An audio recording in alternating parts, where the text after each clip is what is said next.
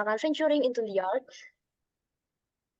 Unveiling the Basic of Geothermal bersama dengan Bapak Agung Harijoko. Tentunya teman-teman di sini sebagian besar sudah mengenal Pak Agung Harijoko, soalnya Pak Agung ini sangat kompeten, apalagi sangat expert di bidang geothermal begitu. Nah, mungkin sebelumnya saya menyapa Pak Agung terlebih dahulu. Selamat malam Pak Agung. Selamat malam, Dayinta. Baik, oke Pak. Ya, Bagaimana kabarnya Pak? Alhamdulillah sehat, Baik, sepertinya ini baik-baik teman-teman semua. juga sudah tidak sabar lagi Pak ini untuk seminar. Ya. Mungkin tanpa menunggu waktu lama lagi, kita mulai saja sharing session pada malam hari ini kepada Bapak Agung. Waktu dan tempat kami persilahkan. Monggo Pak Agung. Terima kasih Dayinta dan juga teman ini Sami Pak. dari mahasiswa dari SM apa ini Inaga. Namanya apa ya yang benar? SM Inaga ya. Ya, Oke Pak, jadi terus. ini kehormatan bagi saya apa namanya diminta untuk sharing di sini. Nah, ini eh kita sharing tentang geothermal dan geothermal ini sebenarnya eh, multidisiplin ya, karena dari kalau kita melihat di industrinya itu biasanya ada dua mainstream, yaitu mainstream geoscience dan mainstream engineering, di mana mainstream geoscience itu tugasnya adalah eksplorasi, mendapatkan resourcesnya, kemudian pengembangan, sampai kemudian drilling. Kemudian setelah itu biasanya kita berpindah mainstreamnya ke engineering, di mana engineering itu mulai dari reservoir engineering, kemudian ada production engineering, kemudian ada juga untuk service facilities, ya, service facilities engineering, sampai kemudian ke electrical engineering kalau sudah berurusan dengan listriknya. Nah, atau Oke. energi panas bumi ini sebenarnya ya atau semua apa namanya sumber daya alam ini kalau kita mau mengaplikasi atau mengutilisasi atau mengeksploitasi, maka ini selalu eh, apa berawal dari penemuan resourcesnya oleh geologis, kemudian eh, kemudian untuk memanfaatkan atau bagian mengambil sumber daya alam itu, maka ini sudah melibatkan bidang ilmu yang lain. Nah, demikian juga untuk geothermal. Jadi kalau kita bicara di industri geothermal, ini makanya tadi ya dua mainstreamnya. Nah, dari dua mainstream tadi itu kadang ada yang bisa bersinggungan atau tampalan itu kalau kita berbicara tentang reservoir, di mana reservoir engineer itu ada memang yang berbasis dari petroleum engineering, tapi ada juga yang uh, dari geologis yang kemudian dia punya kemampuan numerik yang kemudian dia juga mendalami uh, ini ya reservoir, pemodelan dan lain-lain itu bisa. Nah, kemudian juga di geoscience itu uh, utamanya ada tiga, yaitu biasanya kita nyebutnya ada 3G, gitu ya. Jadi geologi, geokimia, dan geofisika. Nah, eh, kalau kita lihat geologi ya, oke, di geologi kemudian ada bau-bau kok ada apa namanya percampuran itu adalah di geokimia dan geofisika. Jadi geokimia itu memang apa namanya katakanlah semacam aplikasi ilmu dasar kimia untuk eksplorasi di dalam geologi, demikian juga untuk geofisika. Nah, eh, memang untuk geofisika ini biasanya teman-teman karena memang ada prodi geofisika ya, sehingga ada prodi teman-teman dari prodi geofisika. Namun kadang ada juga dari geologi yang kemudian menekuni geofisika, karena di geologi juga ada apa? Pak Agung ngapunten. Y Ini ada PPT mboten nggih Pak? Kalau ada, ada, monggo. ada. Oh, Belum, belum, belum siap-siap. saya share memang. Ye. Siap. Matur Jadi nuwun ini baru Bapak. introduction. Ye, baru introduction ya. Jadi ada geofisika, ada geokimia. Nah, di geofisika ini bisa memang teman-teman dari prodi geofisika, ya, atau dari geologi yang kemudian menekuni geofisika. Sedangkan geokimia ini eh, walaupun namanya berbau kimia ini, tetapi yang menjadi geokemis itu biasanya dari geologi, bukan dari teknik kimia. Jarang yang teknik kimia. Kalau teknik kimia di panas bumi, industri panas bumi malah dia lebih banyak bekerja di engineeringnya, production seperti itu. Ya. Nah, eh, saya tidak tahu ini eh, background pesertanya ini apakah campuran atau bagaimana ini? Dominan geologi atau bagaimana ini, Dayinta? Untuk pesertanya sendiri campuran nih, Pak. Ada geologi, geofisika, mesin, namun memang kebanyakan geologi, Pak. Oke, oke, oke. Sehingga saya tidak akan berbicara banyak atau detail tentang geologi, ya. Dan saya memang ini apa namanya singkat saja dari apa namanya PPT saya. Jadi harapannya nanti banyak ke diskusinya. Saya mengharapkan ini ya apa namanya proaktif dari para peserta untuk eh, berdiskusi. Nah, ini sudah saya share. Apakah terlihat, Y? Namun terlihat, Pak. Sudah, Y. Oke, karena ini dari judulnya adalah dasar-dasar geotermal panas bumi, makanya saya beri judul geothermal system. Jadi bagaimana kita memahami geothermal system dulu sebelum kemudian nanti katanya ke depan ada ini ya apa namanya lanjutan untuk yang lebih advance seperti itu.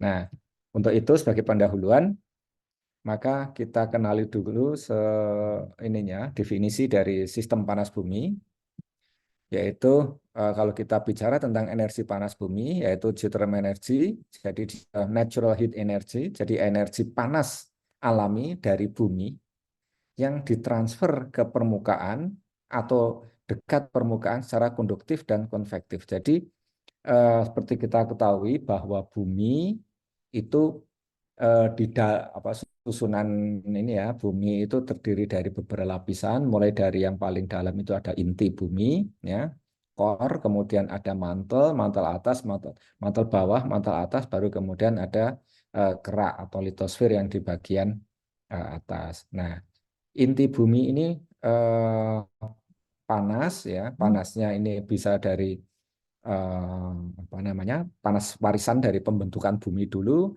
kemudian juga ada panas yang dihasilkan dari radioaktif yang ada peluruhan radioaktif yang ada di dalam bumi.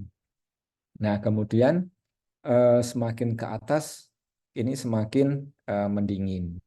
Nah, ini karena bumi atau batuan itu sebenarnya dia adalah konduktor yang jelek. Nah, oleh karena itu perambatan panas itu kalau kita ingat bahwa walaupun inti bumi itu panas, ternyata dengan radius apa namanya jari-jari bumi yang sekian kilometer itu, maka ternyata di permukaan bumi kita sudah nyaman sekali, sudah menjadi apa namanya nyaman untuk kehidupan manusia. Kita tidak kepanasan, tidak melonyo.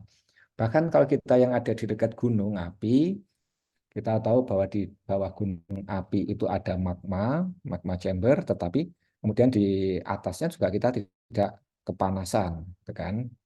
Nah, jadi pertukaran panas yang ada di dalam bumi itu bisa terjadi secara konduktif maupun konvektif. Jadi semua energi panas yang ada dari dalam bumi itu mempunyai kecenderungan atau punya sifat untuk mengalir, berpindah apa mengalami perpindahan panas dengan batuan sekitarnya. Kan kalau kita ingat di dalam pelajaran fisika bahwa jika ada barang panas dan barang dingin bersinggungan, maka akan terjadi perpindahan panas dari barang yang panas ke barang yang dingin.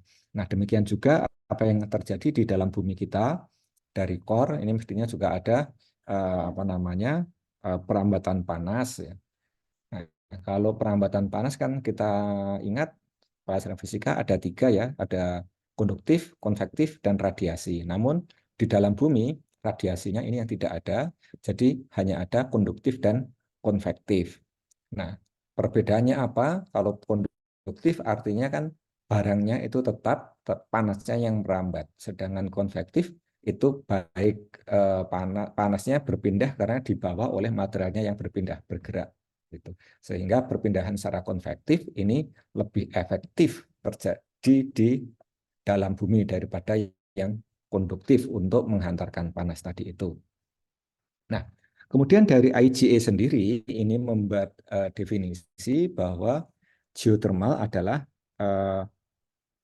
panas alami dari suatu bumi. Jadi dia tidak apa namanya, kita tidak memperhitungkan atau memperkarakan apa sih sumber panasnya. Jadi setiap ada panas yang ada di dalam bumi, ya, itu yang disebut sebagai geothermal. Jadi semua energi panas, ya, apapun bentuknya. Nah, kemudian energi panas bagaimana kita bisa tahu bahwa itu energi panas ya? Mestinya kita bandingkan, biasanya kita bandingkan dengan kondisi di permukaan. Jika ada sistem yang bisa konstan, apa namanya, mempunyai panas yang konstan di atas suhu rata-rata di permukaan, maka ini kita sebut sebagai adanya anomali panas. Kemudian dari mana panas alami tadi itu? Jadi energi atau heat tadi ya. Jadi kan kalau kita bicara panas dalam bahasa Indonesia panas itu sebenarnya dalam bahasa Inggris bisa heat, bisa juga hot gitu kan. Tapi yang beda ininya kan. Kalau heat itu adalah energi, hot itu kata sifat panas. Tapi di bahasa Indonesia kita tidak membedakan panas sebagai kata sifat atau panas energi panas. Nah, energi panas tadi dihasilkan dari peluruhan radioaktif ya, unsur-unsur yang ada di kerak bumi dan kemudian berpindah ke apa namanya menuju di bergerak di apa namanya di bawah permukaan atau di dalam bumi itu secara konduksi atau konveksi. Jadi dari terjemahan ini apa namanya definisi ini bahwa energi panas bumi adalah setiap energi panas yang ada di dalam bumi dan dia bisa berpindah tempat atau tertransfer baik secara konduktif maupun secara konvektif.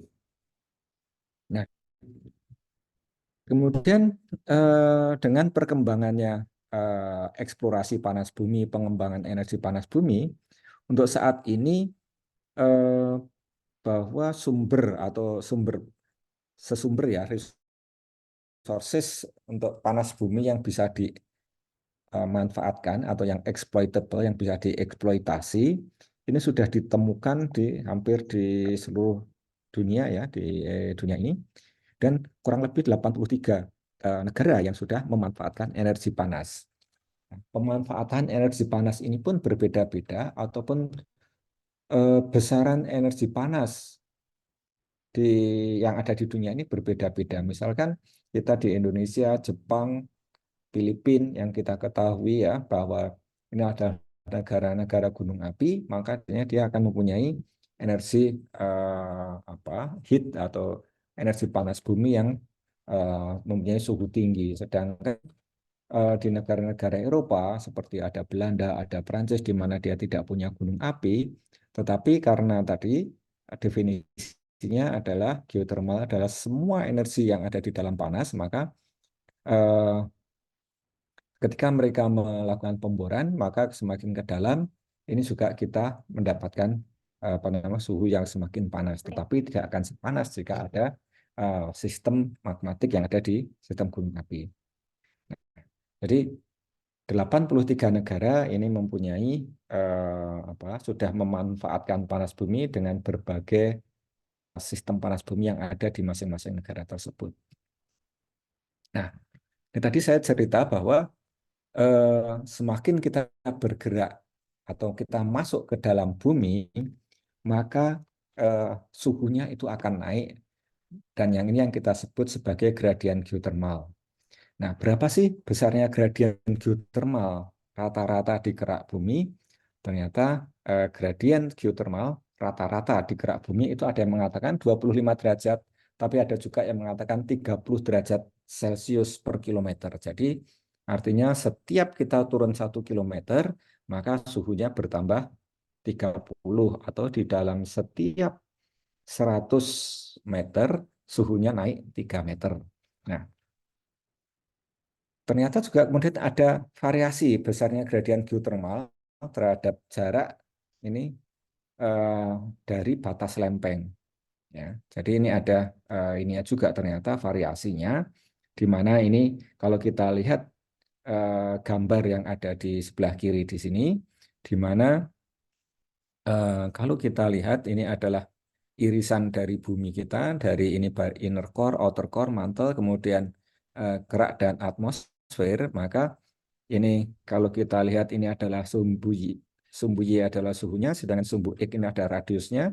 Jadi radius dari core ya, dari core ini radiusnya, maka kita bisa melihat ternyata ketika berada di kerak di sini, ini kalau kita zoom ini adalah 30 derajat per kilometer ya.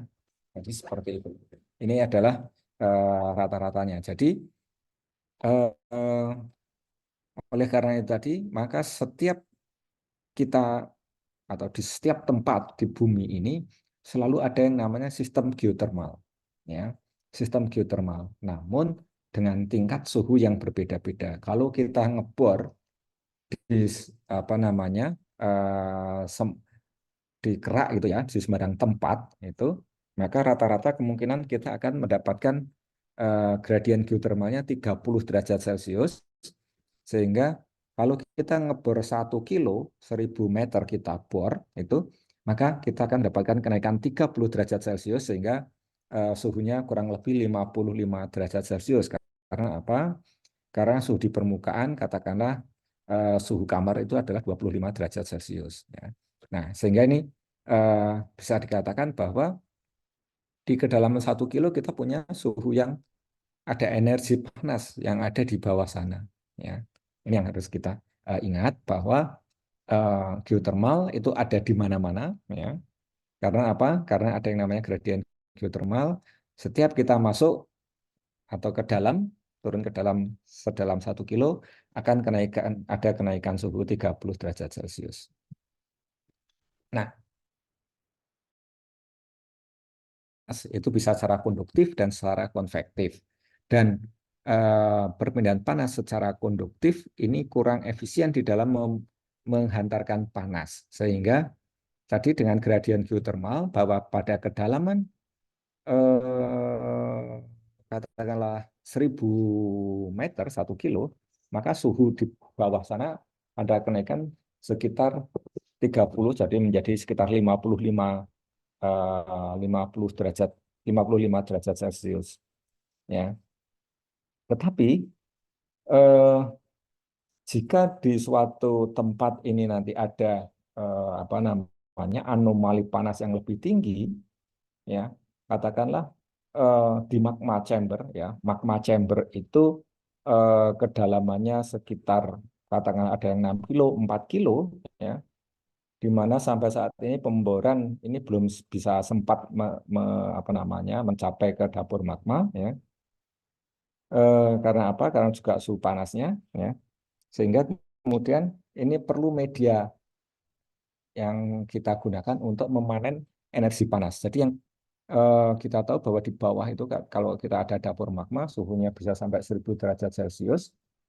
Nah, untuk bisa memanen panas itu kita memerlukan media yang bisa membawa panas itu dan bisa cepat bergerak menuju ke apa tempat yang lebih dangkal ya, tapi suhunya masih cukup tinggi. Nah, itu adalah air sehingga eh, di dalam sistem panas bumi maka air ini memerankan eh, peran yang sangat penting ya, mempunyai peran yang sangat penting sebagai media perpindahan panas secara konvektif dari energi geotermal itu. Nah, eh, kalau kita tadi bicara bahwa di semua tempat itu selalu ada sistem panas bumi ya, karena ada gradien geotermal. Nah, gradien geotermal yang rata-rata 30 derajat per kilometer itu akan ditingkatkan ya jika ya kita mempunyai panas, anomali panas yang lebih tinggi, dan itu adalah biasanya adalah dapur magma. Dengan adanya dapur magma, ya, katakanlah tadi kalau misalkan apa namanya gradien geotermalnya itu 30 derajat per kilometer, kalau kemudian naik sampai ke apa maaf turun 4 kilo, ya, maka kenaikannya hanya 120. 120 tambah 25, oke, 145, 150 pada kedalaman 4 kilo. Tetapi jika ada magma, magma ini mungkin di 6 kilo, 1 sampai 4 kilo, maka di sana ada suhu 1000 derajat Celcius. Nah, sehingga ini menggambarkan bahwa daerah vulkanik, daerah yang ada gunung apinya, itu mempunyai anomali suhu yang lebih tinggi. Nah, bagaimana dengan perambatan energi termal, energi panas di daerah vulkanik? Ternyata perpindahan panas di daerah yang daerah vulkanik itu dia bisa meningkat itu karena ada pergerakan magma, ya, dan sirkulasi air hidrotermal tadi itu. Nah, yang utama adalah pergerakan magma, karena magma ini kan dia terbentuk di kedalaman 110 kilo, ya, 110 kilometer, kemudian dia bergerak naik, ya, sehingga dia berada di kedalaman 6 kilo dengan suhu yang masih tinggi, sekitar 1000 derajat Celcius. Di kedalaman 6 kilo, yaitu masih 1000 derajat Celcius. Nah, sehingga keterdapatan magma, di mana magma itu sebenarnya adalah larutan yang sangat padat, sehingga dia bisa mengalir, sehingga dia bisa mensirkulasikan panas, jadi bisa membawa panas. Jadi bisa menghantarkan panas secara konvektif dari tempat pembentukannya di mantel atas, kemudian bergerak, kemudian tersimpan di dalam kerak pada kedalaman sekitar 6 kilo. Nah, itu adalah magma. Jadi magma itu meningkatkan tadi itu apa namanya transfer panas. Ya. Kalau hanya terjadi konduktif saja, maka kita bisa merasakan bahwa eh, permindahan konduktif itu tidak efisien di dalam merambatkan panas. Karena apa? Karena batu itu adalah konduktor yang jelek. Jadi dia semacam isolator seperti itu ya. Sehingga eh, karena konduktor yang jelek, maka eh, supaya bisa terjadi sistem panas bumi diperlukan suatu aliran konvektif. Ya. Nah, kemudian kalau kita sudah mendefinisikan tadi bahwa secara umum energi panas bumi adalah energi panas yang ada di dalam bumi, ya, yang kemudian bisa ditransfer dengan konduktif atau konvektif. Tapi kalau kemudian kita berbicara ke arah sistem panas bumi yang bisa dieksploitasi, eh, apa namanya, kita manfaatkan, maka ini ada embel-embel lagi, yaitu energi panas dari bumi yang dapat diambil atau diekstrak secara ekonomis. Nah, jadi di sini sudah mulai ada kata-kata ekonomis yang artinya di sini artinya adalah bayangannya adalah cuan. Jadi bagaimana kita bisa mengeksploitasi, bagaimana kita bisa mendapatkan benefit, bisa menghasilkan keuntungan. Nah, jadi kalau ini sifatnya adalah untuk apa industri, artinya adalah bagaimana kita bisa mendapatkan keuntungan dari sistem tersebut, ya, ini adalah sistem panas bumi. Nah, komponen utama penyusunan sistem panas bumi itu terutama adalah heat source, sumber panas. Nanti kita akan berbicara bahwa heat source itu macam-macam ya. Kemudian ada circulated water. Kalau kita bicara tentang circulated water atau air yang bersirkulasi, artinya ada dua hal di sini, yaitu airnya. Yang satu adalah jalan untuk bersirkulasi. Jadi di sini harus ada air dan ada fracture. Itu syarat untuk pembentukan sistem panas bumi. Kemudian zona permeable. Zona permeable ini biasanya ini mainannya orang-orang geologi, jadi zona patahan atau zona sesar, batas batuan, dan lain-lain, ini mempunyai zona permeable. Nah, zona permeable atau batuan yang permeable, permeablenya bisa biasanya di apa namanya ditingkatkan karena batuan tersebut mengalami fracturing atau mengalami patahan, ya, terkena sesar, maka kemudian dia akan menjadi batuan permeable yang itu yang kemudian menjadi reservoir. Nah, kemudian ada batuan penudung. Batuan penudung ini biasanya terbentuk karena proses yang namanya altrasi hidrotermal. Jadi ada ubahan karena ketika batuan bertemu dengan air panas, maka batuan tersebut kemudian akan mengalami mineral-mineral penyusun batuan tersebut akan bereaksi dengan air panas tersebut yang disebut sebagai altrasi hidrotermal. Dan ini biasanya membentuk zona kayak mineral lempung. Karena kayak dia kayak mineral lempung, maka dia akan mempunyai eh, permeabilitas yang rendah atau impermeable sehingga dia bisa menjadi batuan penudung. Nah, ini adalah komponen utama sistem panas bumi. Ada 5 ini, walaupun sebenarnya tiga komponen utama itu adalah heat source, kemudian ada batuan reservoir, dan kemudian ada air yang bersirkulasi. Karena tidak tanpa air yang bersirkulasi, maka tidak ada sistem panas bumi tersebut. Nah, gambar ini menggambarkan tadi gradien geothermal. Nah, ini kalau ini dipakai 25 derajat Celcius per kilometer untuk konduktif gradien, ya. Nah, di sini ini ada apa namanya gambar yang warna merah kuning ini suhu 250 derajat Celcius. Karena 250 derajat Celcius itu adalah tipikal suhu reservoir panas bumi yang dieksploitasi untuk pembangkit listrik. Yang banyak kita manfaatkan untuk energi listrik itu adalah yang nanti kita namakan sebagai sistem panas bumi suhu tinggi. Ini suhu tipikal suhu rata suhu reservoirnya itu adalah sekitar 250 derajat Celcius. Nah, dari eh, pengalaman atau pemboran pengembangan lapangan panas bumi yang pernah dilakukan, maka eh, kedalaman dari reservoir panas bumi itu memang bervariasi, ada yang 1000, 1500, 2000 dan lain-lain. Sehingga di sini digambarkan eh, apa eh, pada kedalaman antara 1 sampai 2 kilo, ya, katakanlah seperti itu, ada suhu 250 derajat Celcius.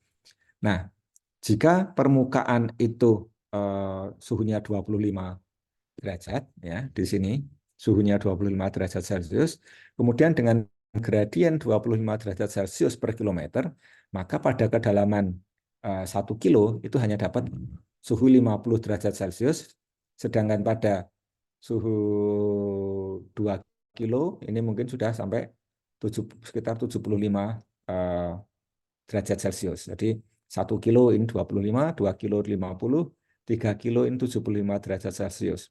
Ternyata dengan kedalaman 3 kilo itu suhunya hanya 75 derajat Celcius. Sedangkan di reservoir panas bumi itu suhunya 250 pada kedalaman 1 sampai 2 kilometer. Jadi katakanlah di kedalaman 2 kilo itu 250 derajat Celcius. Nah, sehingga di sini gambar ini kita bisa melihat bahwa jika tidak ada aliran konveksi, maka kita tidak akan bisa menemukan reservoir panas bumi dengan 250 derajat Celcius. Ya. Bahkan ketika gradien geotermalnya itu dinaikkan menjadi 50 kilometer, ya, 50 derajat Celcius per kilometer, maka pada kedalaman 2 kilo itu suhunya baru 100 derajat Celcius, rekannya. Jadi masih jauh dari uh, suhu reservoir panas bumi suhu tinggi ini. Nah, ini dua gambaran kiri kanan ini, jika tidak ada aliran konveksi, bahkan dengan gradien geothermal sampai 50 derajat Celcius per kilometer, maka ini kita tidak bisa mendapatkan batuan reservoir dengan suhu 250 derajat Celcius.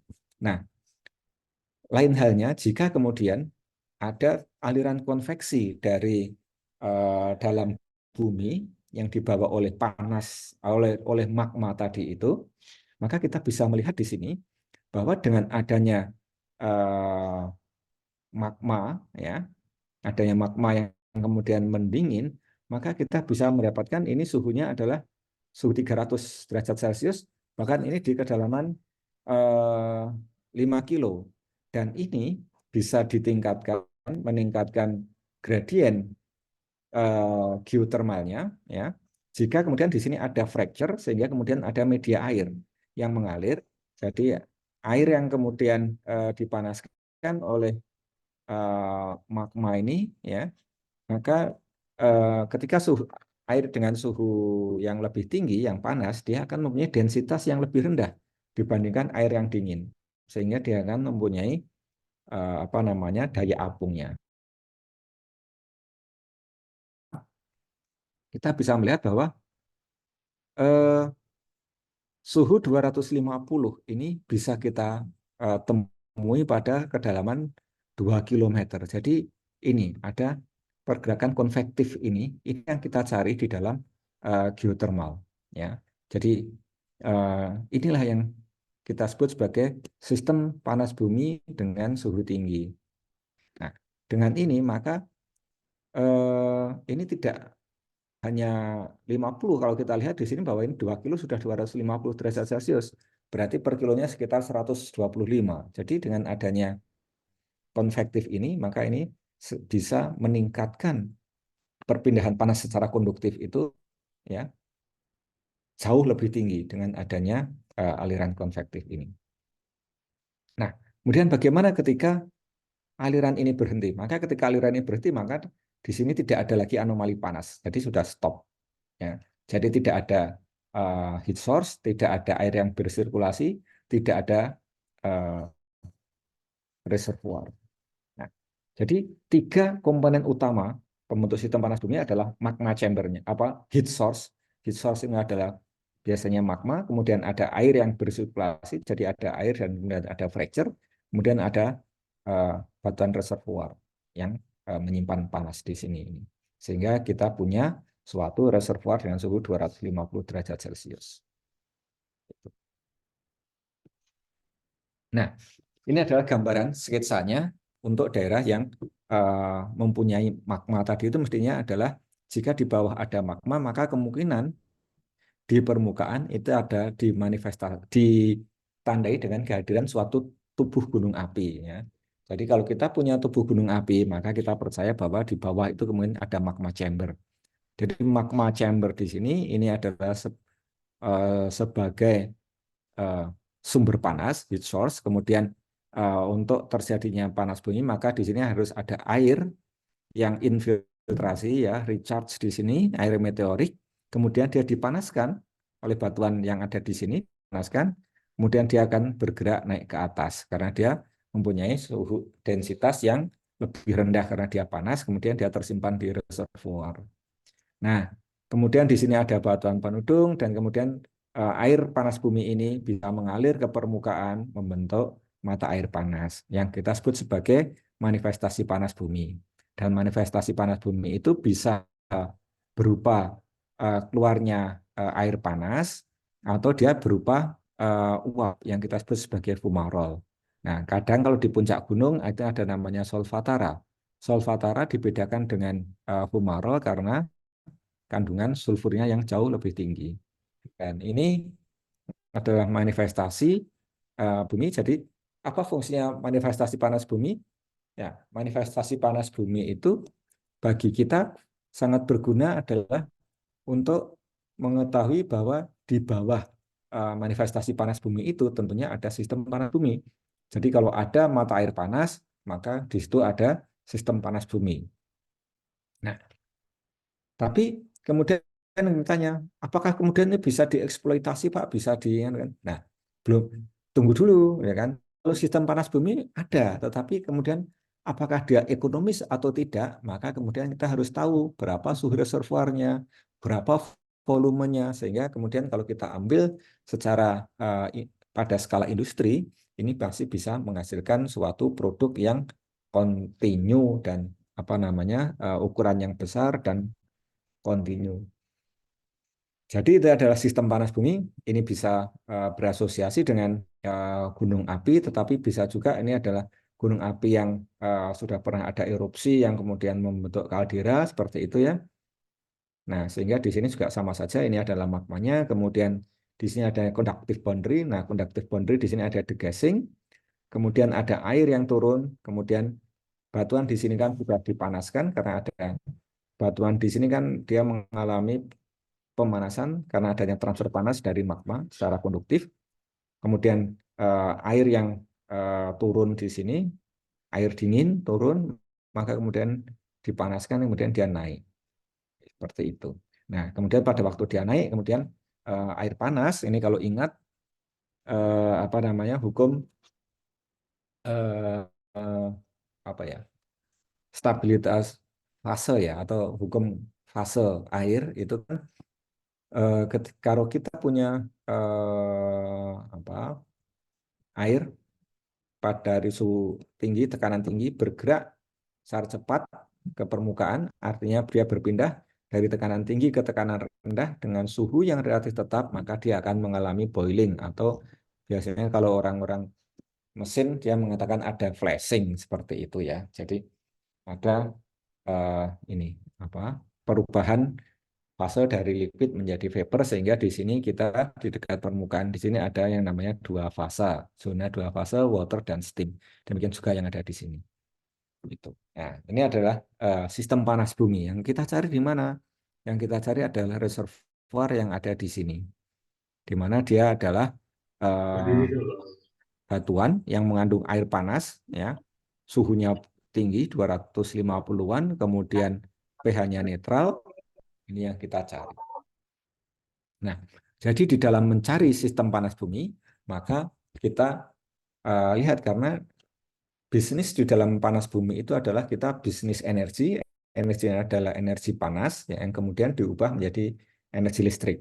Ya, jadi targetnya adalah tentunya adalah barang yang mempunyai suhu panas.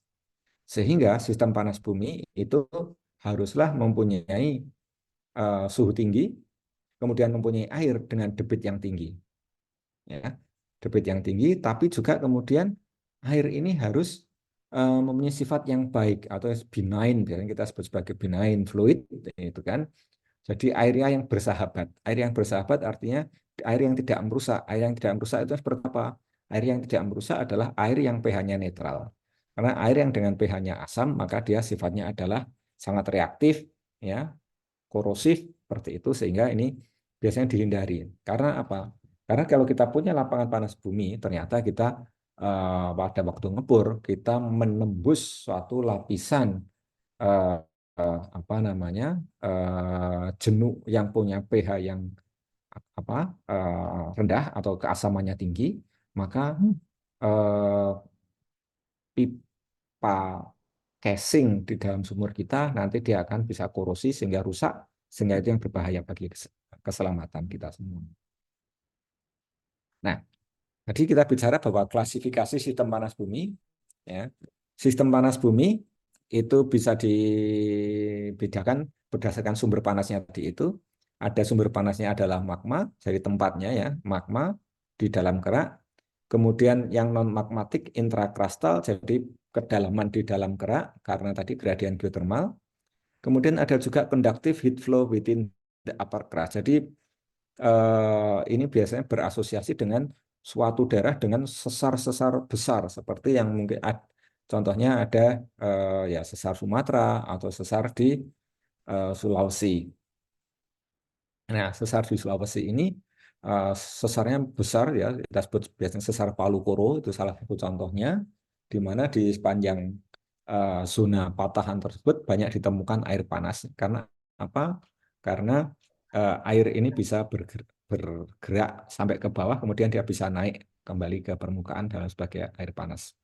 Nah, untuk apa, hal atau terminologi di dalam bisnis, maka klasifikasinya biasanya tidak menggunakan lagi eh, apa sistemnya atau sumber panasnya apa, karena lebih praktikal, ya, kalau kita bicara dengan industri, biasanya kita langsung berapa sih suhu reservoirnya. Nah, sehingga kemudian klasifikasi sistem panas bumi ini eh, dibuat berdasarkan suhu suhu dari reservoir, ya, yang ada tiga, yaitu eh, sistem panas bumi suhu tinggi, suhu menengah, dan suhu rendah. Di mana suhu tinggi adalah 225 derajat Celcius, suhu menengah 125 sampai 225 derajat Celcius, yang rendah adalah 125 derajat Celcius. Nah, yang mana yang akan kita cari? Apakah semua ini bisa dimanfaatkan? Semua bisa dimanfaatkan, namun untuk eh, eh, bisnis listrik saat ini yang lebih menguntungkan adalah jika kita bisa mendapatkan sistem panas bumi dengan suhu reservoir suhu tinggi atau suhunya di atas 225 derajat Celcius.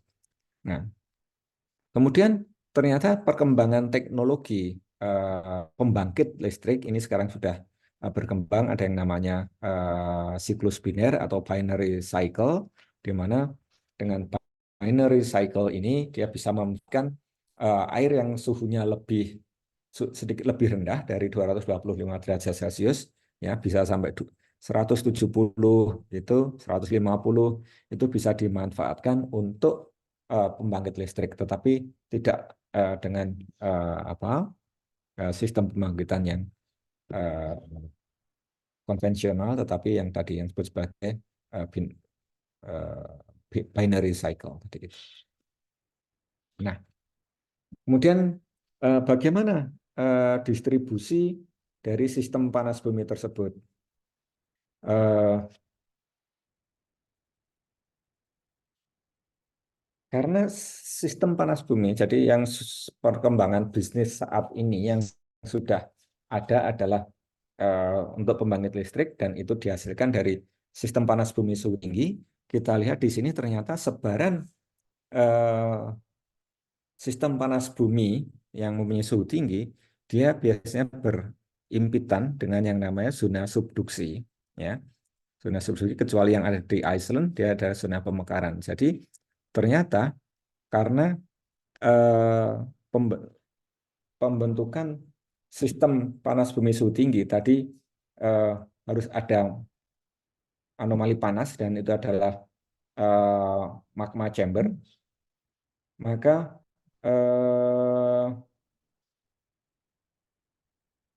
ininya apa namanya keterdapatan dari sistem panas bumi suhu tinggi mestinya dia akan berimpitan dengan zona-zona di mana magma itu terbentuk, dan magma terbentuk ini terutama pada zona subduksi dan pada zona pemekaran. Walaupun juga ada hotspot, tetapi yang membentuk sistem panas bumi biasanya pada suhu ini tadi ya, eh, apa namanya zona subduksi tadi itu yang membentuk sistem panas bumi suhu tinggi. Nah, kalau kita melihat tadi itu model-model bagaimana sistem panas bumi itu, ada sistem panas bumi tadi ada di gunung, tetapi kita juga melihat bahwa gunung yang seperti apa sih yang bisa menghasilkan sistem panas bumi suhu tinggi. Nah, ternyata setiap gunung api ini bisa membentuk sistem geothermal, atau yang di sini ini adalah volcanic hydrothermal system. Jadi jika ada magma chamber, maka magma chamber di sini magma ini akan mengeluarkan gas panas, sehingga di sini juga akan menghasilkan apa namanya zona air panas. Tetapi untuk daerah yang volkaniknya masih aktif, maka gasnya ini sangat aktif ya, dan di mana dengan pada gunung api yang masih aktif ini gasnya sangat banyak sehingga dia akan membentuk zona asam, sehingga ini yang kita harus hati-hati di dalam eksplorasi. Jika ini terkait dengan gunung api yang masih aktif, maka kemungkinan kita akan mendapatkan sistem air panas atau sistem hidrotermal, tetapi mempunyai suhunya tinggi, namun pH-nya pH asam, sehingga ini biasanya tidak dikembangkan. Nah, kemudian tadi ada apa kaitannya dengan heat sweep system, ya. Heat sweep system ini bisa terjadi di apa namanya aktif continental rift, atau yang di sini adalah pada zona patahan yang sangat besar. Jadi ketika ini ada apa namanya continental rifting atau pemekaran benua, ya, pada pemekaran benua, maka di sini ada penipisan, sehingga di sini juga akan ada kenaikan suhu, sehingga kemudian di sini bisa membentuk sistem panas bumi. Atau jika di sini ada fracture zone, ada zona fracturing ya, di sini ada zona fracture, maka di satu sisi di sini ada infiltrasi, kemudian dia masuk sampai ke dalam, ya sampai mungkin 3 kilo 4 kilo, maka dia sudah terpanaskan karena tadi ingat ada gradien geotermal. Kalau dengan katakanlah ambil rata-rata 30 derajat per kilometer, maka pada kedalaman 4 kilometer ini suhunya sudah naik setinggi 120 derajat Celcius. Nah, air yang panas di sini ini kemudian dia bisa bergerak naik melewati fracture zone. Zona fracture biasanya adalah patahan yang sangat besar, di mana patahan yang bisa menembus sampai ke 4 kilo ini tentunya adalah regional fault atau patahan regional ya, dan dia sifatnya adalah permeable sehingga air di sini bisa naik ke melalui ini ya rekahan-rekahan atau fracture zone dari patahan di sini, maka dia akan manifestasi di sini sehingga kita bisa tahu bahwa di bawah sini adalah sistem panas bumi. Nah, dari diskusi ini tadi kita melihat bahwa sistem panas bumi kalau yang ini tadi terkait dengan deep sweep ini, maka suhunya hanya sekitar 150 ya, 150 derajat Celcius. Jadi ini masuknya ke intermediate, belum ke high temperatur ya. Nah, yang high temperatur tadi kaitannya adalah dengan ini tadi apa namanya? Ya, ini dengan gunung api ya, harus ada magma. Sistem magma ini yang akan membentuk sistem panas bumi suhu tinggi dengan suhu reservoir setinggi 250 derajat Celcius. Nah, jadi namun kita juga bisa melihat bahwa di negara kita gunungnya itu sangat banyak, mulai berjajar dari mulai Sumatera, Jawa, kemudian sampai ke Flores, kemudian ada lagi sampai ke Banda, dan ada lagi di lengan Sulawesi Utara, dan kemudian Halmahera ke utara. Nah, ternyata di Jawa sendiri yang kita lihat bahwa gunung api tidak setiap gunung api ini ternyata punya manifestasi panas bumi. Gunung Merapi, Sakar ini sangat aktif, tidak ada manifestasi panas bumi. Di Jawa Tengah, manifestasi panas bumi kita dapat temukan di Gunung Telomoyo, Gunung Ungaran, kemudian di dataran tinggi Dieng, ya. Gunung Sindoro kita tidak ketemu, Sumbing tidak ada. Ini jadi artinya kita harus ada syarat tertentu untuk sistem panas bumi itu terbentuk, ya. Nah, sistem gunung api yang membentuk sistem panas bumi bukanlah hanya mendapatkan satu suntikan injeksi magma. Jadi gunung api itu dia bisa mendapatkan suplai magma secara kontinu. Ya. Nah, kalau dia hanya mendapatkan satu kali suplai magma, maka kemudian magmanya akan mendingin sehingga dia tidak akan bisa membentuk potensi pembentukan sistem panas bumi. Tetapi jika chamber atau gunung api tersebut mendapatkan suntikan magma baru secara terus-menerus, maka di bagian bawah gunung api jadi anomali panas yang bertahan cukup lama, sehingga di sana kemudian berpotensi menjadi apa namanya heat source. Nah, ternyata sistem tadi itu panas dari magma chamber gunung api tadi itu tentunya juga tidak akan panas terus-menerus ya, dan ternyata anomali panas dari gunung api itu hanya bertahan 10 pangkat 5 sampai pangkat 6, jadi 100.000 sampai 1 juta tahun. Itu untuk tipe andesitic stratokon, atau bisa sampai 1 juta sampai 10 juta untuk major volcanic field. Jadi ini gunung apa lapangan yang di mana sana terbentuk gunung api secara terus-menerus secara itu.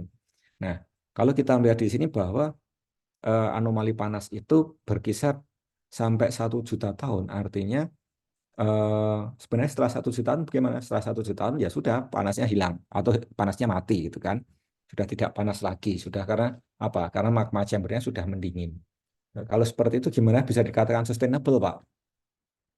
Ya kalau kita melihat umur geologi tidak sustainable, tapi kalau kita melihat itu dari umur manusia, di mana umur manusia itu hanya biasanya di bawah 100 tahun, maka 1 juta itu juga apa namanya sangat panjang, sehingga ini bisa dikatakan sustainable. Sehingga sistem panas bumi itu bisa juga dikatakan sebagai eh, energi terbarukan seperti itu.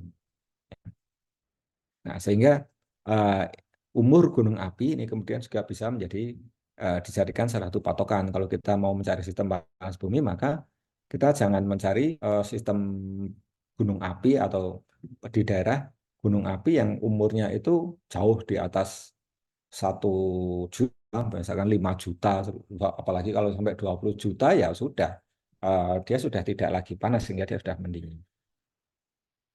Nah, di dalam eh, survei tadi menemukan apa namanya sistem panas bumi tadi itu, kita lakukannya adalah dengan survei geologi. Dengan survei geologi itu kita berusaha untuk mendapatkan eh, potensi heat source-nya, kemudian daerah permeable, ya. Karena tadi bagaimana kita eh, bisa atau mengeksploitasi energi panas bumi itu yang daerah seperti apa. Sistem panas bumi adalah mestinya dia mempunyai suhu tinggi, kemudian ada air yang bersirkulasi, dan airnya tadi mempunyai sifat yang baik, yang tidak korosif. Nah, eh, heat source tadi itu bisa kita dekati dengan studi geologi, petrologi gunung api. Kemudian untuk sirkulasi air, maka ini kita dekatinya dengan struktur geologi, pemetaan struktur geologi patahan-patahannya. Kemudian untuk mengetahui sifat airnya, maka kita harus mempelajari sifat geokimianya.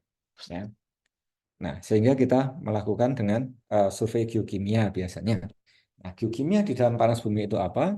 Geokimia itu adalah cabang dari Earth Science, ya, ilmu kebumian, yang mengaplikasikan prinsip-prinsip kimia, ya, untuk memperdalam atau memahami dari sistem bumi, ya. Ini yang kita sebut sebagai definisi geokimianya. Nah, di dalam mempelajari geokimia gunung panas bumi, maka ini fungsinya itu adalah bagaimana kita mengidentifikasi origin dari geothermal fluidnya. Kemudian bagaimana ini proses yang menentukan komposisi kimia dari air tersebut. Kemudian geokimia ini juga digunakan untuk melakukan monitoring pada saat produksi, atau juga eh, digunakan untuk asesmen pengaruh ke lingkungannya. Nah, dari sini nanti juga geokimia itu akan punya peranan yang berbeda-beda. Pada saat eksplorasi awal, maka karena tadi kita bisnisnya adalah bisnis energi panas, maka kita harus mencari daerah yang panas. Nah, reservoir yang panas itu sebelum kita belum bisa mengukur suhu reservoir itu ketika kita belum ngebor.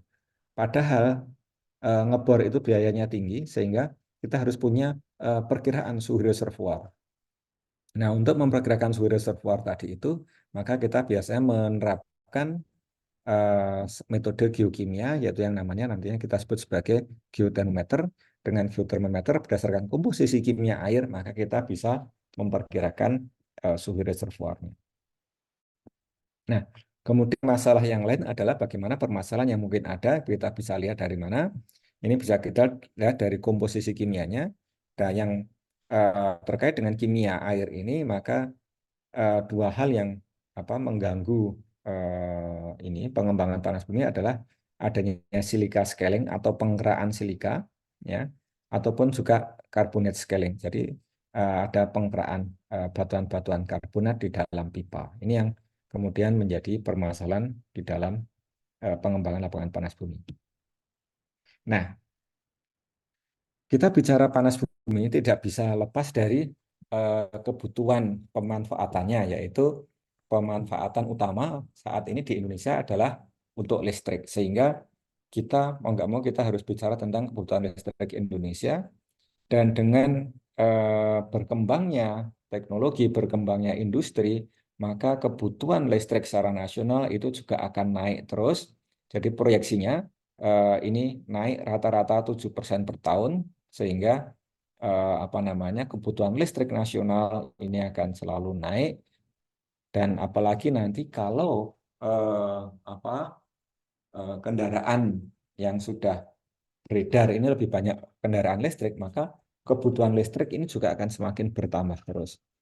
Nah, sehingga bagaimana kita bisa memenuhi permintaan pelanggan ini untuk listrik, tentu saja dengan lingkungan yang lebih bersih. Jadi kita menurunkan emisi gas CO2, tapi kita masih bisa menghasilkan listrik.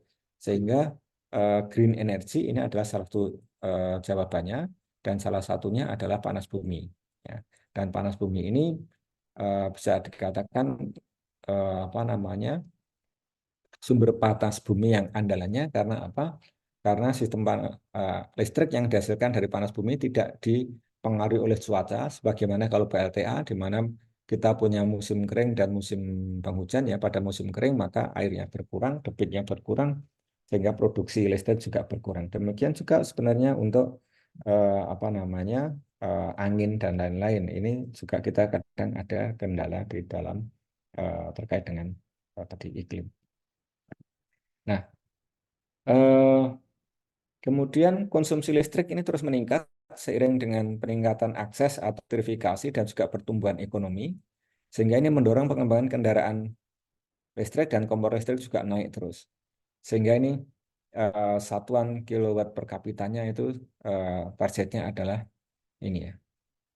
Jadi di tahun 2019 kemarin itu 1.200, ini 1.000. Sedangkan target di 2020 1.100. Ini maaf, ini data masih data lama yang saya pakai di sini. Jadi artinya eh, kebutuhan listrik kita selalu meningkat, sehingga mau tidak mau kita harus bisa mensuplai kebutuhan listrik tersebut, tapi dengan catatan dengan energi yang lebih bersih. Kalau itu kemudian kita gunakan eh, batu bara ataupun yang apa fosil fuel, maka kita bisa dapat listriknya, tetapi juga polusinya juga semakin tinggi.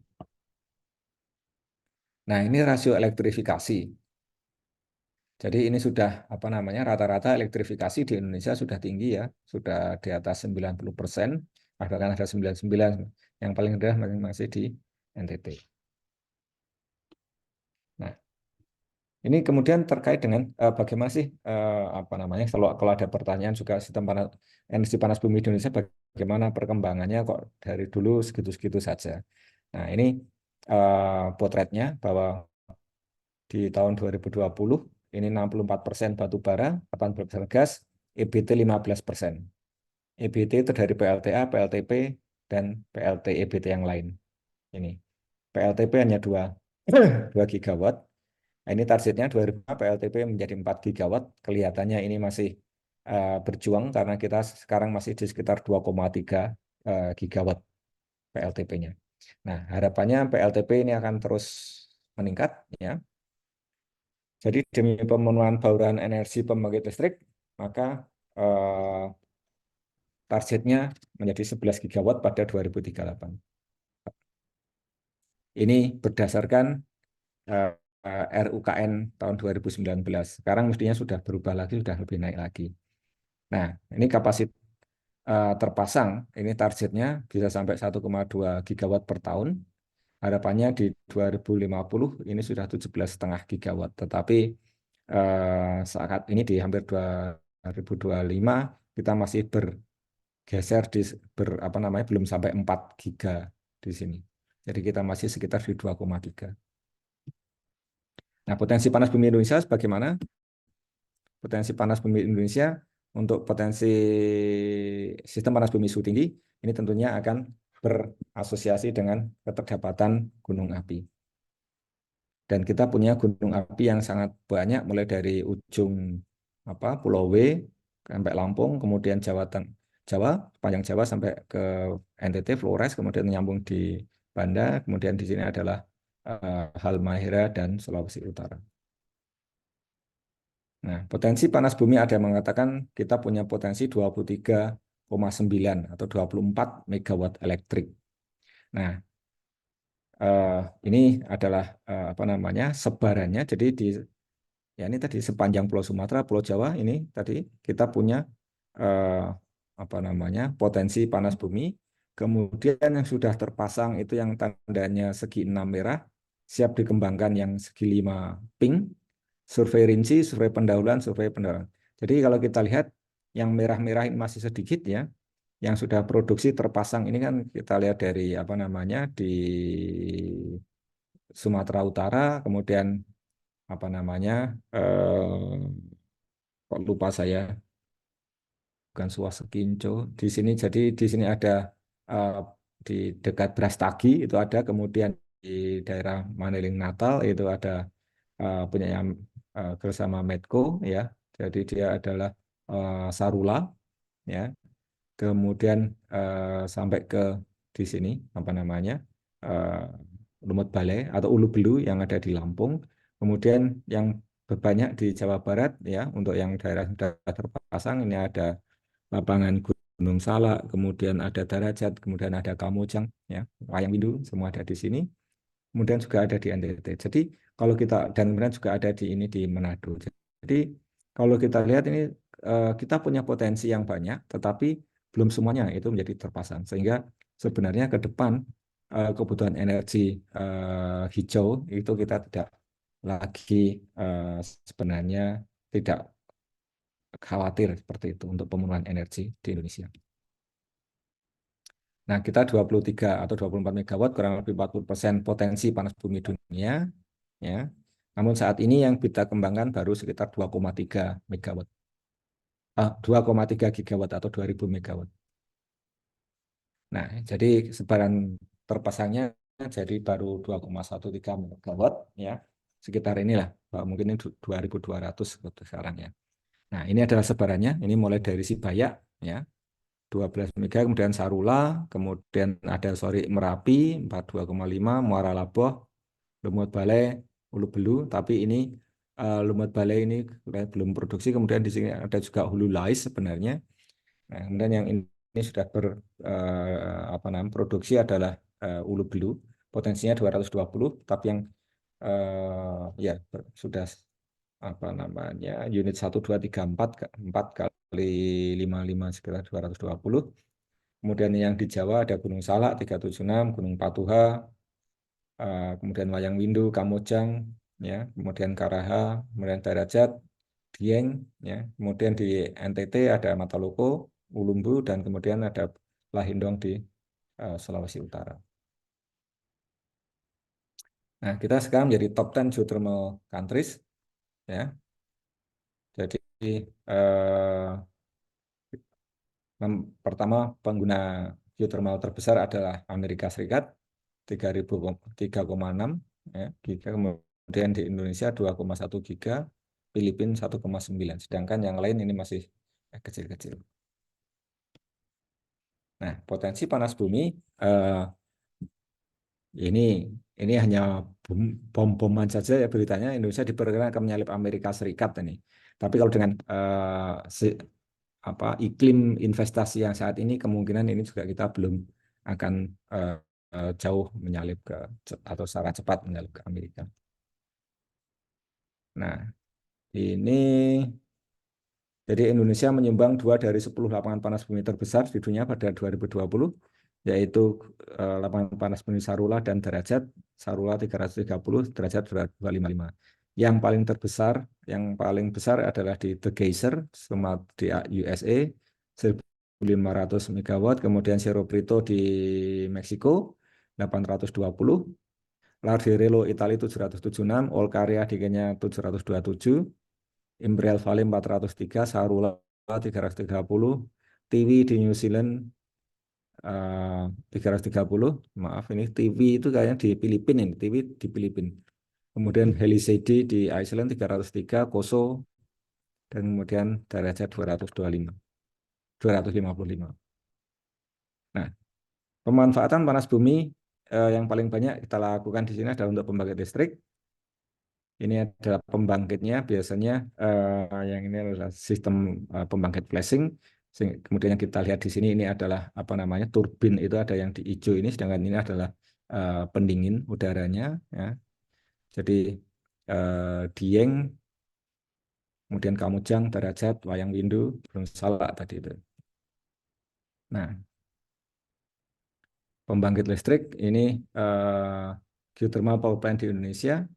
Ini ada daerah yang apa namanya dikelola dan areanya milik PT PGE, Pertamina Geothermal Energy, dan kemudian dikelola oleh PT PGE itu adalah Kamojang, Lahindong, Sibaya, Ulu Belu, Karaha, Lumut Bale.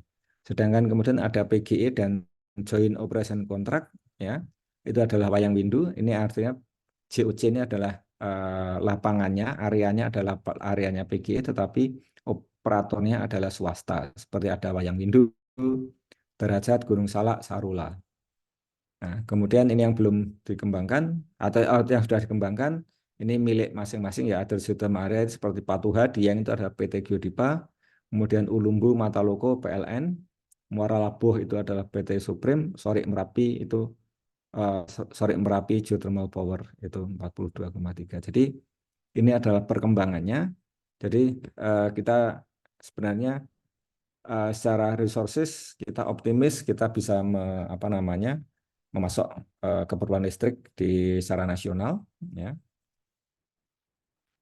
Nah, kemudian pemanfaatan langsung saat ini yang banyak apa ramai dibicarakan adalah tentang hidrogen, green hydrogen, bagaimana kita bisa menghasilkan apa namanya hidrogen elektrolesisnya menggunakan energi panas bumi seperti itu. Kemudian turunannya nanti hidrogen itu bisa dibuat metanol ataupun mungkin dibuat apa namanya bahan untuk urea itu yang green itu. Jadi apa namanya untuk itu memerlukan apa namanya green green energy yaitu geothermal. Termasuk di sini adalah misalnya untuk mineral extraction seperti ada Dry ash, silika, kemudian CO2, lithium, metanol, dan lain-lain. Jadi ada juga untuk pemanfaatan geoagriculture dan juga kemudian geotourism. Nah, bagaimana energi panas bumi diubah menjadi energi listrik? Jadi ini kita bor reservoirnya, maka yang kita ini sumurnya kita bor, maka kita akan mempunyai uap atau fluida panas bumi yang akhirnya menjadi dua fase. Di reservoir dia reservoir panas bumi pada umumnya dia adalah isinya air panas, ya. Tapi kemudian ketika dia naik ke atas, maka dia sudah mengalami flashing sehingga air di dalam pipa itu menjadi fasenya adalah dua fase yang kemudian kita pisahkan yang disebut sebagai separator, di mana separator ini memisahkan uap yang kemudian dikirim ke ini, steamnya dikirim ke bin, sedangkan brine atau sisa airnya kemudian direinjeksikan. Nah, steam yang sudah memutar ini kemudian juga didinginkan ya di dalam tadi cooling tower tadi itu, sehingga steam yang sudah keluar dari turbin itu kemudian berubah menjadi air lagi yang kemudian direinjeksikan lagi di sini. Oke, jadi demikian dari saya untuk dasar-dasar dari sistem geothermal. Silahkan jika ada ingin ditanyakan atau ingin didiskusikan. Silahkan, Dayinta.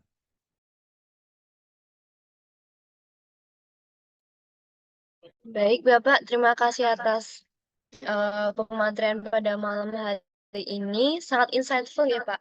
Apalagi untuk kami yang baru saja mengenal geothermal, jadi semakin tertarik untuk mendalaminya, Pak.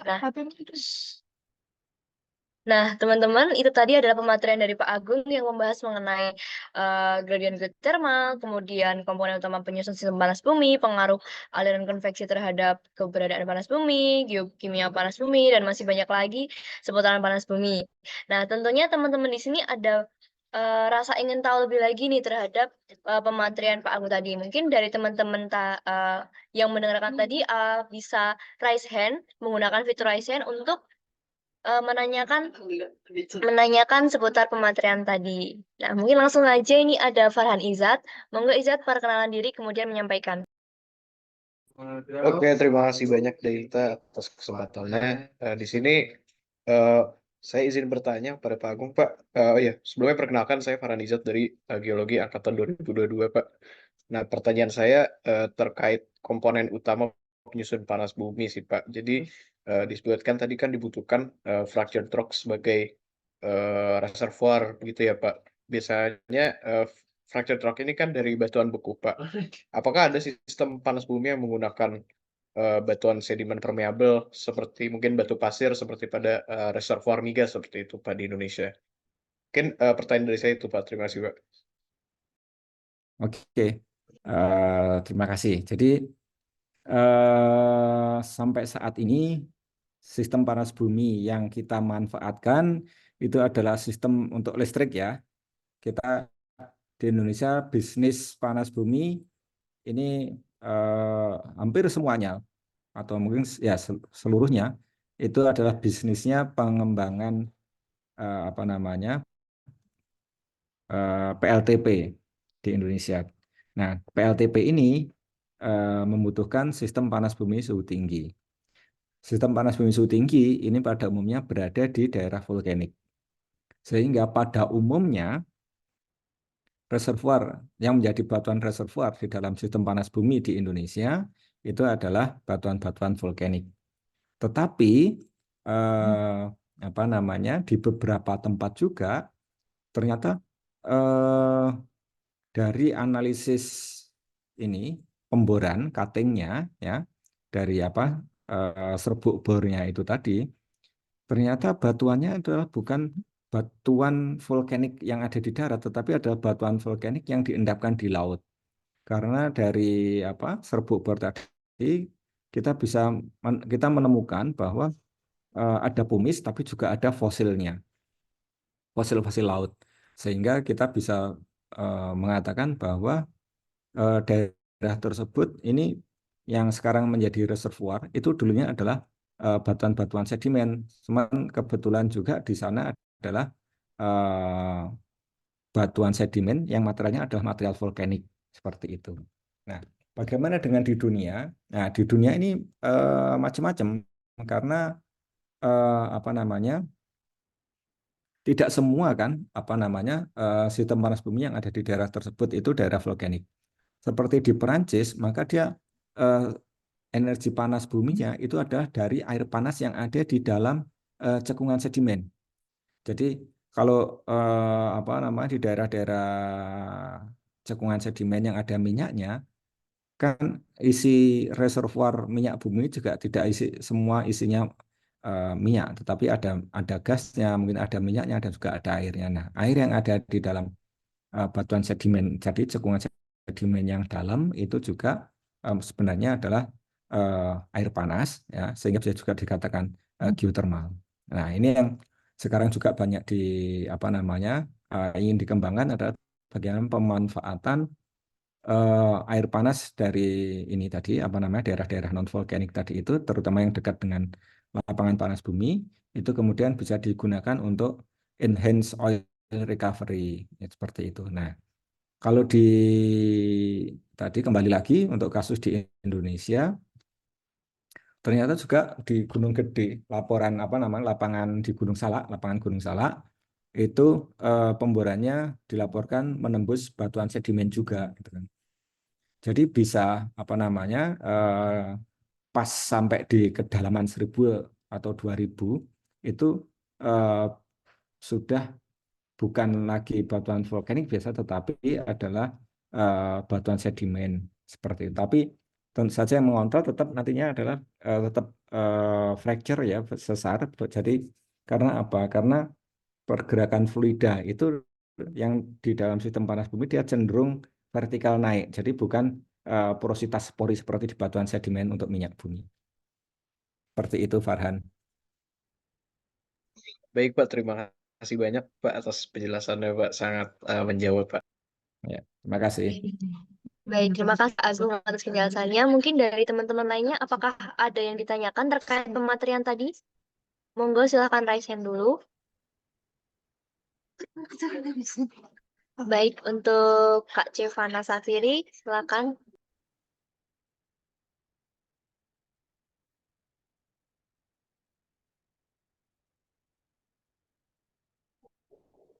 Oh,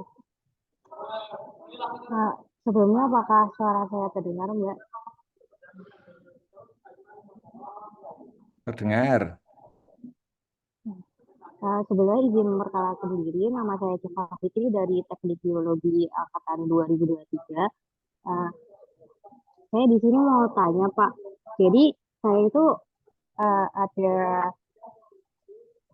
pernah mendengar berita gitu dari orang yang dari eksplorasi. Nah, itu mengatakan kalau geothermal itu kalau dari sisi ekonomi itu kurang menguntungkan gitu atau sedikit untungnya karena alatnya itu seperti di eksplorasi perminyakan tapi itu dari sisi benefit itu kurang gitu Pak.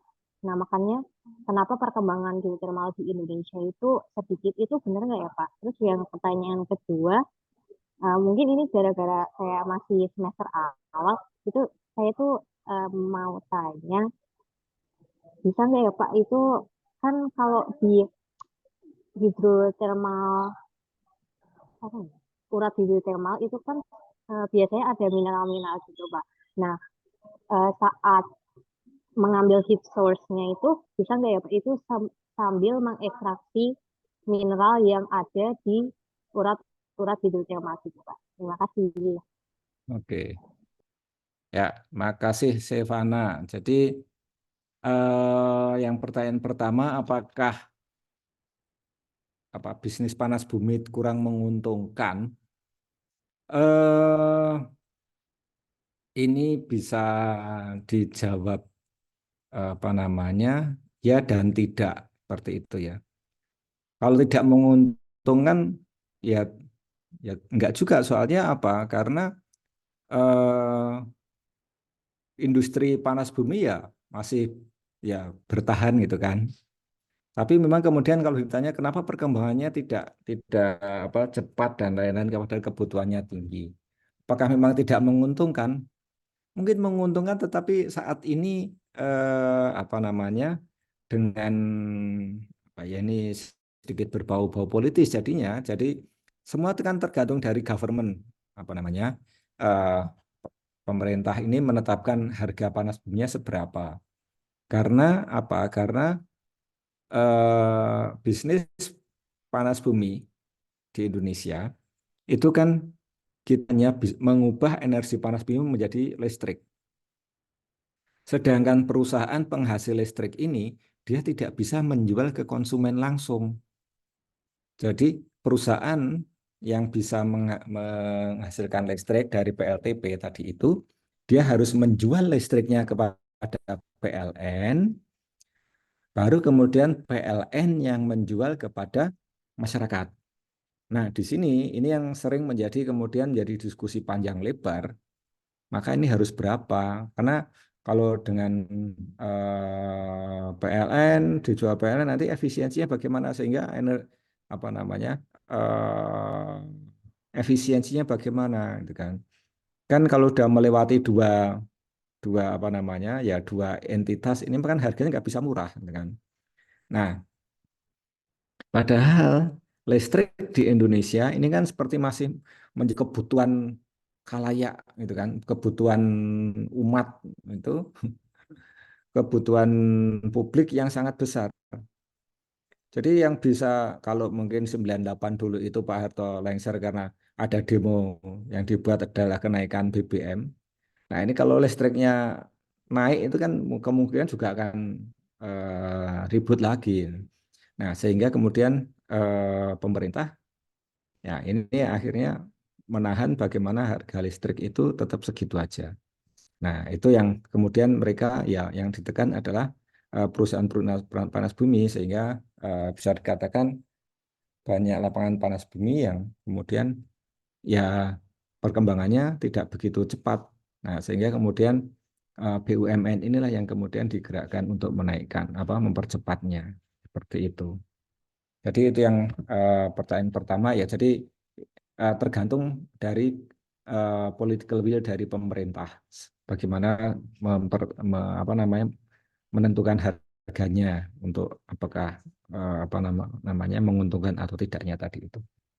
Sedangkan yang kedua Di dalam sistem panas bumi memang kadang ada urat-urat, tetapi urat-uratnya kecil, sehingga beda dengan urat yang ada di misalkan endapan epitermal, emas epitermal, di mana kadang kita bisa mendapatkan lebar dari urat itu sekitar 1 meter, ya. Sedangkan di sini mungkin 1 mili, sehingga apa namanya? Apakah kemudian kita bisa mengekstrak? Nah, yang mengekstrak uratnya, kalau di dalam sistem panas bumi kita tidak bisa mengekstrak urat-urat tersebut karena apa? Karena dalam sistem panas bumi yang mengalir yang kita ambil itu hanya air. Sehingga yang bisa kita ekstrak itu adalah mineral-mineral kritikal atau mineral yang mempunyai nilai tinggi yang terlarut di dalam air panas bumi. Contohnya silika, ya. Kemudian bisa ada juga litium, kemudian ada boron. Ini yang beberapa sudah apa namanya ada bisnisnya, itu adalah pengambilan silika dari sistem panas bumi, kemudian boron itu yang ada di Amerika, kemudian juga yang sekarang lagi ramai itu adalah bagaimana kita mengekstrak litium apa namanya dari panas bumi. Nah, ekstraksi katakanlah litium tadi dari panas bumi itu secara teoretik bisa dilakukan, namun kesulitannya adalah sekarang tentang site-nya, bagaimana teknologi untuk bisa mengekstrak itu. Nah, karena apa? Karena ini apa namanya teknologi yang sudah ada mungkin baru di lab scale, ya, skala laboratorium, atau yang sudah baru apa namanya model pilot project, tapi belum sampai yang project yang sebenarnya. Karena apa? Katakanlah kalau di dalam pengembangan untuk mengembangkan tadi membangkitkan listrik untuk 1 kWh itu sudah sekian ton, lupa saya itu untuk tiap-tiap lapangan berbeda, ya. Mungkin 10 ton, mungkin lebih 10 ton air per jam. Nah, per hari berapa ton air? Maka ini yang kita butuhkan adalah fasilitasnya sebesar apa. Nah, sehingga ini yang kesulitan pertama di dalam apa namanya piloting di dalam apa ekstraksi mineral adalah kita berhadapan dengan volume air dalam jumlah yang sangat besar dalam waktu yang sangat pendek. Jadi dengan debit air yang begitu banyak, itu bagaimana kita bisa efisien mengekstraksi itu. Jadi yang bisa kita ekstrak tentunya adalah mineral ekonomis yang ada di dalam air panas bumi. Apa saja, mungkin ada emas, ada tembaga, tetapi kemudian kalau kita ingin mengusahakan itu, kemudian perhitungannya adalah perhitungan keekonomian. Ternyata air yang apa namanya emas yang terlarut di dalam air panas bumi itu kadarnya sangat-sangat kecil, sehingga kemudian perhitungannya tidak ekonomis kalau kita akan mengambil emas dari air panas bumi. Kurang lebih begitu, Sevana. Bisa, terima kasih atas jawabannya. Baik, terima kasih Pak Agung atas penjelasannya. Mungkin satu pertanyaan terakhir lagi ya, mengingat waktu kita juga terbatas. Adakah dari teman-teman yang ingin bertanya? Monggo raise hand dulu. Baik, untuk Niki Dewi Satriani, dipersilakan. Selamat malam Pak Agung. Perkenalkan, nama saya Niki Dewi Satriani dari Teknik Geologi tahun 2022. Sebelumnya saya mau tanya Pak, tadi kan sudah sempat membahas mengenai scaling. Nah, apakah ada cara untuk menghindari terjadinya scaling Pak, baik yang silika maupun karbonat? Begitu Pak. Oke, terima kasih. Untuk silika scaling, skala karbonat ini sudah ada apa namanya metode untuk menanganinya. Nah, namun permasalahannya di dalam sistem apa namanya permasalahan tersebut di sistem panas bumi itu unik. Jadi kadang metode satu diterapkan di satu lapangan panas bumi itu berhasil. Namun ketika itu dicobakan di tempat yang lain belum tentu berhasil, sehingga kita harus betul-betul mempelajari dulu bagaimana perilaku apa namanya pengendapan silika tersebut, apa yang paling banyak mempengaruhi. Nah, pengaruh dari hal yang mempengaruhi pengendapan silika itu adalah pertama adalah suhu. Selain suhu adalah pH. Jadi ketika pada suhu yang tinggi, maka silika itu akan masih terlarut di dalam air. Tetapi ketika kemudian air tersebut turun suhunya, maka eh, silika yang tadinya terlarut, maka dia akan kemudian mengendap. Jadi kalau ingat nanti di dalam pelajaran kimia ada yang namanya solubility product, itu kan solubility atau apa namanya kelarutan. Jadi karena kelarutan itu dipengaruhi oleh suhu, ya. Ketika suhunya rendah maka akan terjadi deposisi. Seperti itu pengendapan. Kemudian pH. pH itu juga jika ketika pH-nya itu diturunkan menjadi asam, maka kelarutannya akan apa namanya dengan komposisi yang sama. Ketika pH-nya diubah menjadi pH yang lebih asam, maka dia menjadi terlarut kembali seperti itu. Nah, itu beberapa metode itu yang sudah pernah dicobakan. Ada juga yang kemudian memang sengaja apa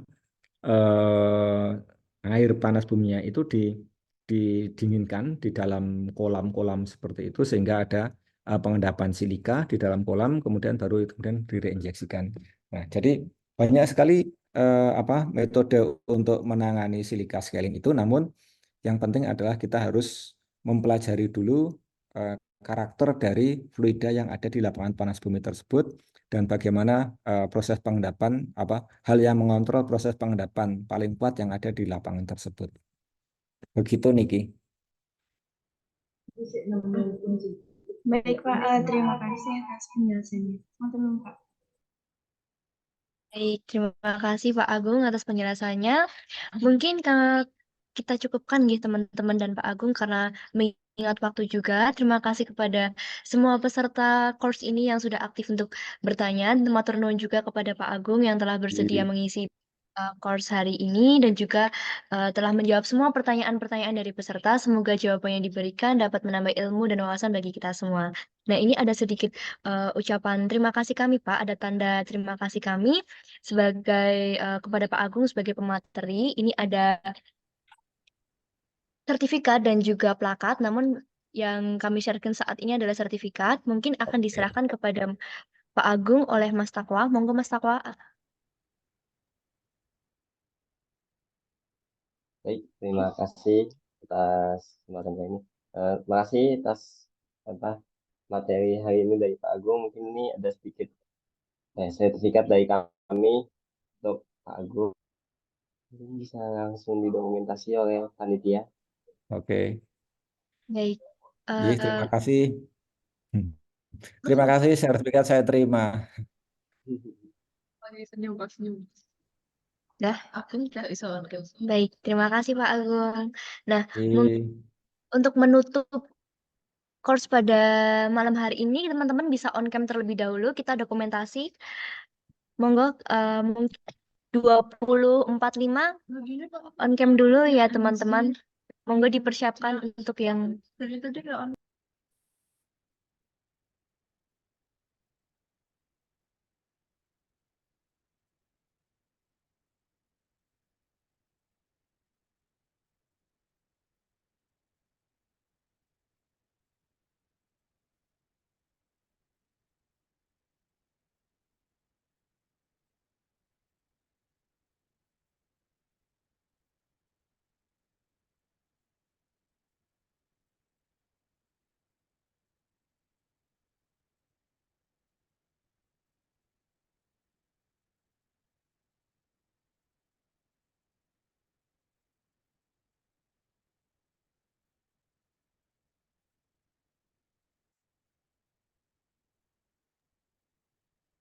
yuk teman-teman yang bisa on cam, tolong on cam sebentar. Monggo dipersiapkan 20.45 kita sesi dokumentasi.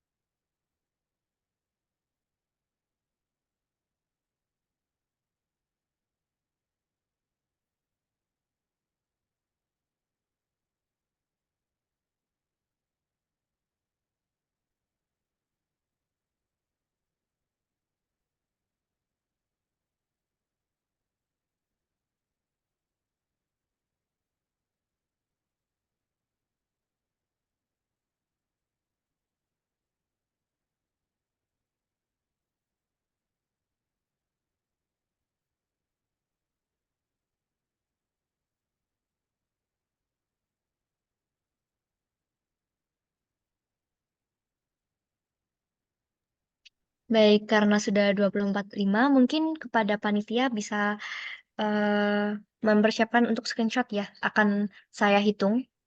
Baik, karena ini ada lumayan banyak pesertanya, kita 2 slide, jadi 2 kali foto. Saya hitung 1, 2, 3.